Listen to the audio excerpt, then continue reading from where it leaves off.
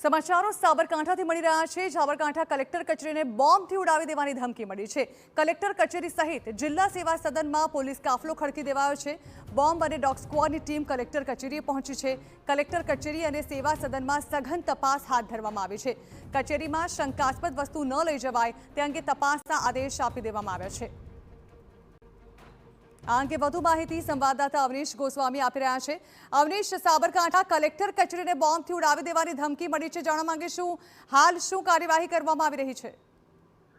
જે પ્રકારે મેલ મળ્યો હતો અને મેલમાં જે ધમકી આપવામાં આવી હતી તેને લઈને હાલ તો સાવચેતીના પગલાં લેવામાં આવે છે। જે મુલાકાતીઓ આવતા હતા તે તમામ લોકોને સાવચેતીના ભાગરૂપે તેઓને દૂર કરવામાં આવે છે, કલેક્ટર કચેરીથી બહાર કરવામાં આવે છે અને તમામ જે વિસ્તાર છે તેની અંદર જે તપાસ કરવામાં આવે છે કે કોઈ પણ શંકાસ્પદ ચીજ વસ્તુ છે કે એમાં તમામ બાબતની તકેદારી પણ દેવામાં આવી છે અને લોકોને પણ અપીલ કરવામાં આવી છે કે કોઈ પણ અજાણી વસ્તુને હાથ ન લગાડવો તે પ્રકારની અપીલ પણ કરવામાં આવી છે। કર્મચારીઓ અને અધિકારીઓને પણ આ બાબતની જાણકારી કરવામાં આવી છે અને તમામ લોકોને પણ આ પ્રકારની જે સૂચનાઓ આપી છે, અપીલ આપવામાં આવી છે કે કોઈ પણ પ્રકારે આવી સંદિગ્ધ ચીજ વસ્તુ જોવા મળે તો તુરંત પોલીસને જાણ કરવામાં આવે। હાલ તો સ્થાનિક પોલીસની ટીમો તેમજ બીડીએસની ટીમ અને ડોગ સ્ક્વોડની ટીમ જે છે તેને પણ સેવા સદન ખાતે તૈનાત કરવામાં આવી છે। બિલકુલ અવનીશ, આભાર। તો સાબરકાંઠા કલેક્ટર કચેરીને બોમ્બથી ઉડાવી દેવાની ધમકી મળી છે।